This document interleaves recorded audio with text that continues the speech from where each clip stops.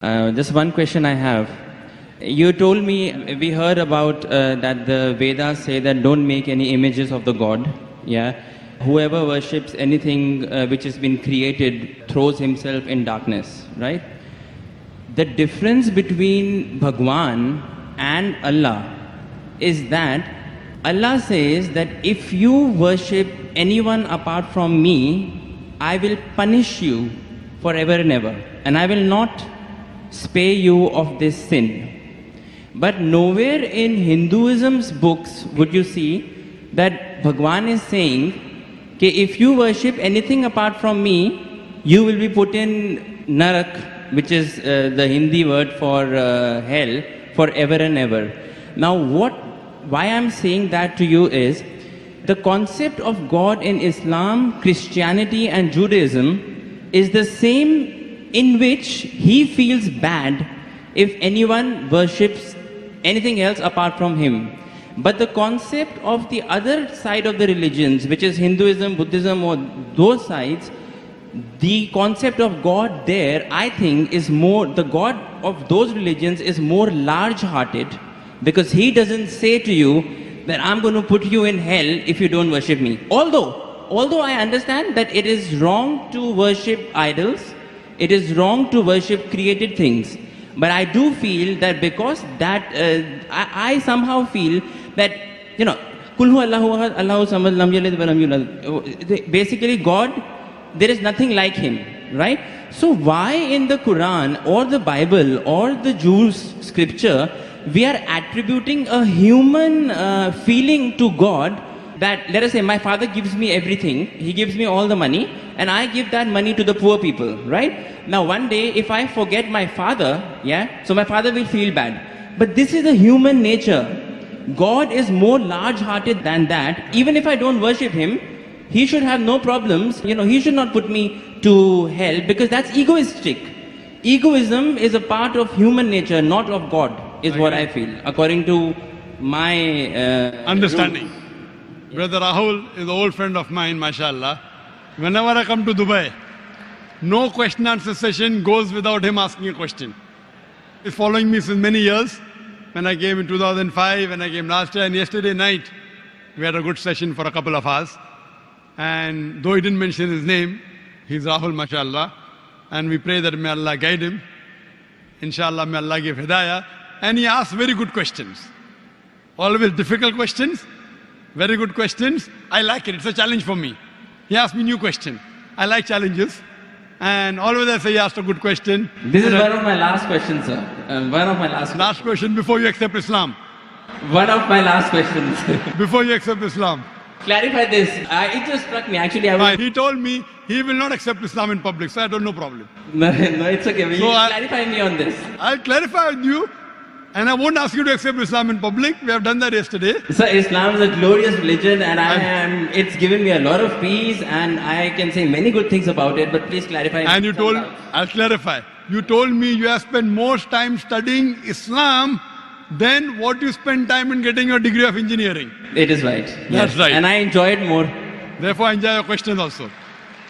The brother asked a very good question, very attacking, very tricky, difficult question, that he understands that all the religions, Christianity, Islam, Hinduism, say there's no God except one God, don't make images, don't make idols. But Islam goes a step further. He will forgive any other sin except the sin of shirk. Surah Nisa chapter 4 verse 48, Surah Nisa chapter 4 verse 116. But in Hinduism, nowhere does it say that if you do shirk, Allah will not forgive you. Before I ask you a question about large-heartedness, nowhere does the Quran say that if you commit a murder, Allah will not forgive you. Brother, nowhere does the Quran say that if you commit murder, Allah will not forgive you. Does it mean that I will go and commit murder? Brother. Repeat again, sorry? Nowhere does the Quran say that if you commit murder, though it is the second largest sin in Islam, in the major sins, number 2 is committing murder of an innocent human being. Yes. After shirk is murder. Though the Quran says in Surah Ma'idah chapter 5 verse 32, that if anyone kills any innocent human being, unless it be for murder or for creating corruption in the land, it is as though you have killed the whole of humanity. But nowhere does the Quran say that if you commit murder, Allah will not forgive you. Allah will never forgive you. Does it mean that I will go and commit murder? No.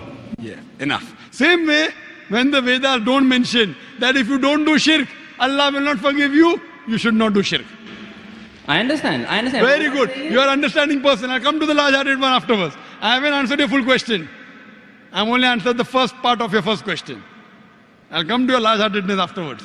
Yeah, I mean, I'll come to it. that's fine. Yeah. But I like, cutting down the questions so that you understand better. Yes. Or if you understand, the other people also should understand. You're an intelligent person, I know that.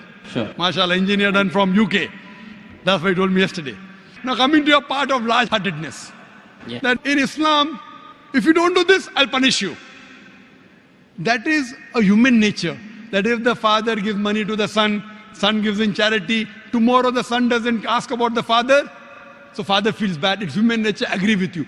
God is far superior, I agree with you. Yes. So why does God feel bad? Yes. Very good question, very intelligent question. Inshallah, you will get convinced. I won't ask you to accept Islam in public. Sure. That we have done that yesterday. Yes. The Quran says, Allah subhanahu wa ta'ala does not require you, you require him. Now coming to the question. Now I'm making your question more easy. Why we have to say Allahu Akbar, Allah is the greatest? Allah asks you to say Allahu Akbar, Allah is the greatest. Tomorrow if you don't say Allah is the greatest, do you think Allah will become less? No. No. Yeah. Whether you say or not, Allah is already the greatest. Irrespective whether you say or not, it will make no difference, not even an iota of difference. He is already the greatest. He will remain irrespective whether you say or not. Why does he ask you to say that is the question. The question is, Allah subhanahu wa ta'ala knows the human psychology. For example, your mother has a heart attack. And now, you have heard of a very famous heart specialist in the world. If you know he's famous, he will give you some advice for your mother. Another person who's unknown, he comes and gives you advice. Whose advice will you follow? Repeat again, sorry. If your mother has a heart attack, Yeah. there's a person who you know is the most famous heart specialist in the world. I would follow the advice of the specialist. Why? Because you know he's number one, he's most famous. So the reason Allah asks you to praise him is not for his benefit, it's for your benefit. Because the moment you praise Allah, you will follow his advice. Agreed. By following his advice, Allah will not benefit, you will benefit. Yes. By the doctor giving advice to you, he will not benefit. Yes, you may give him fees so that way he'll benefit. You aren't giving any fees to Allah. Yes. So Allah doesn't benefit anything. But the moment you praise him, it is human. When you say Allah is the most wise, Allah is the greatest, Allah is the most merciful. Most wise, he gives advice, I'll follow. Most greatest, I'll follow him. Most merciful, I'll follow him. So you say all these praises not to benefit him, to benefit yourself. Agreed. Yes. So when you worship him, it does not benefit him, it benefits you. Yes. When you follow the advice of the doctor, it will benefit if you give him fees. Yes. You don't give any fees to Allah. Yes. It benefits you. Yes. So same way, Allah is large-hearted. By punishing you, do you think he will benefit? No. By punishing, he becomes I'm coming to it, brother Rahul. Yeah. Let me complete my answer. Sure. Yeah. By punishing you, he will not benefit, but he is giving you a fear.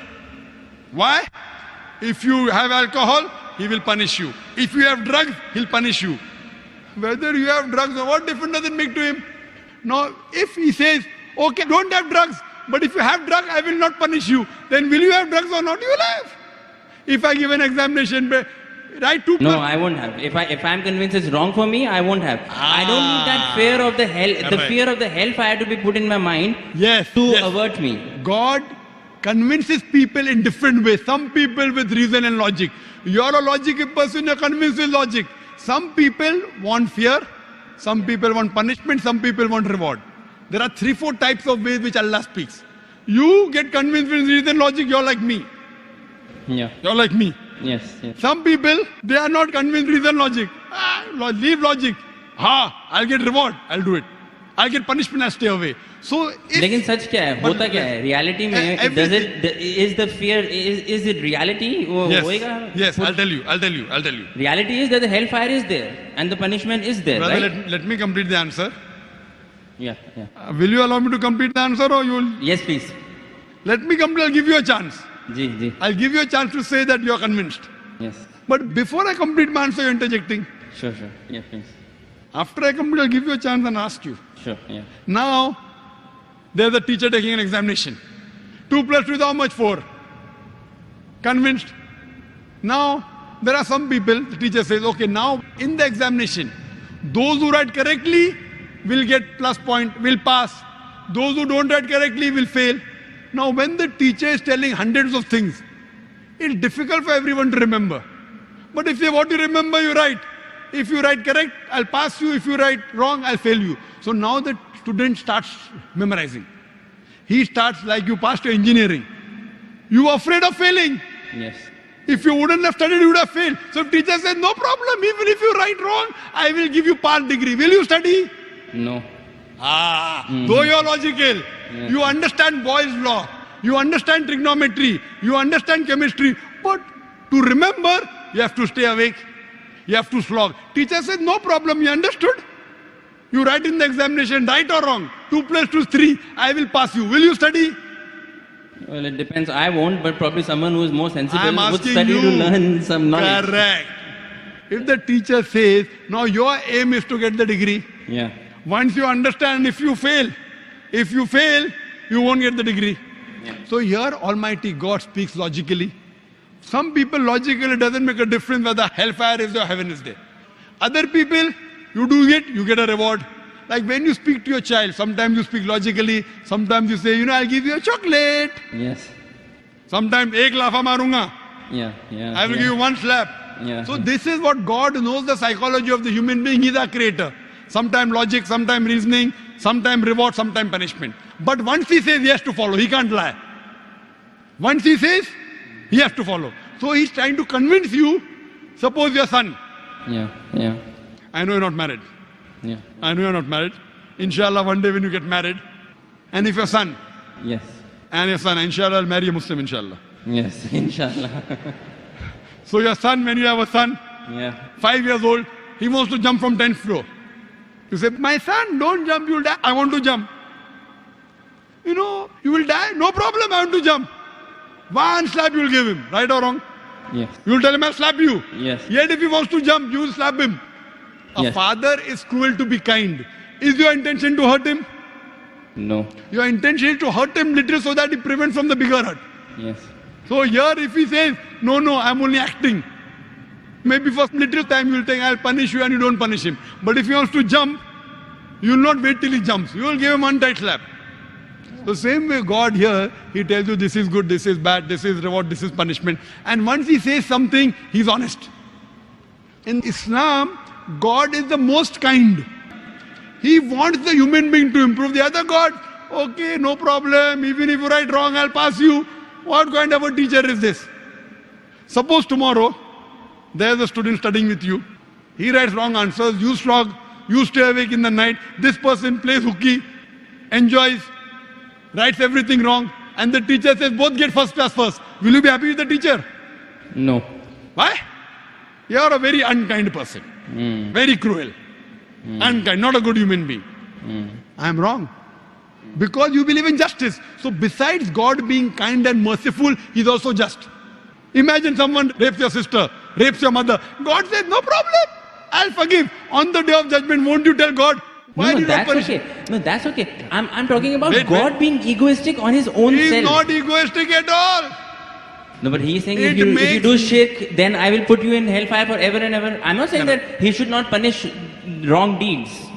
But he is putting on his own self that if you associate partners with me, along with worshipping me, if you worship someone else, even then I will not forgive you.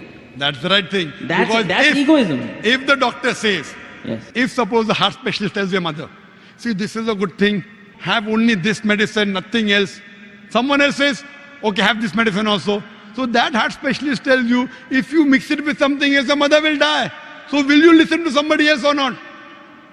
Will you listen or not? Heart specialist saying, don't have anything else except this sorbitrate. Keep it below your tongue. Yes. Now another doctor comes, I'm a very good doctor. You don't know him also. I will listen to heart specialist. Correct. Yes. Heart specialist specialized, but God is a bigger heart specialist. So So heart specialist you want to follow, you don't want to follow your creator who's created your heart. What No, kind no, of no, a... no, sir, sir. Wait. Let me complete. Yes. Let me complete. Yes. So you, being logical, Yeah. when you want to follow the heart specialist, when the heart specialist tell you, don't listen to anyone else because they have told you the total truth, that heart specialist can be wrong because he's a human being. Almighty God, when he says, do not worship anyone else besides me, he knows that if you think somebody else is also the greatest, and if you follow something wrong, it will harm you. God does not want to see to it that his creations are harmed. He is going out of the way to give you an ultimate warning. Other sins, maybe I will forgive. That is one type of murder, is one type of sin, very wrong, second largest. But one, if you worship somebody else, you can do anything. You can start murdering, you can start having drugs, you can start raping. Too dangerous. This is the guidance. It is complete. Because he is the creator, he knows no one else is the creator. Now someone else tries to behave like a creator when God knows no one else can create you. It is very dangerous. That's the reason he says that following advice, worshipping anyone, obeying anyone as the creator, not obeying normally. Normally you want to obey a father, no problem. Obey a mother, no problem. Going against the commandments of Almighty God. Worshipping somebody That is else. what I'm trying to find out. Is that the right God who is saying that if you associated partners with me, I will never forgive this sin? You are taking, it's a catch-22. I am questioning whether a God who thinks like that, is that the correct God? Correct God. You are saying he is the correct God, hence Why? he knows. Why? Yeah. I have checked up with science. This Quran passes Yeah. the test. When I put science to your Hindu scriptures, it fails. Yeah. When I put science to Bible, it fails. So even if I agree with you with my earlier question, maybe this is ambiguous, fine. 80% is proved to be 100% correct. 20% is ambiguous. Inshallah, logically, even this will be right. If I have to put that way. But the other way, if a doctor who's solid... Stronger argument would be that Stronger 100% is argument, correct. 100% 100% of it is proof that it is correct. If 20% ambiguous is I'll there, tell you one thing, brother. Your mind hasn't reached that level. My mind hasn't reached that level. right. The science hasn't reached that level. Maybe 100 years afterward, 1,000 years after, it will be proved 100% correct. We are limited. The problem is in you and me, not in the Quran. Similarly, but a person who's very powerful, a person who's a heart specialist, he knows his stuff very well. He'll be sure. Do this, nothing else.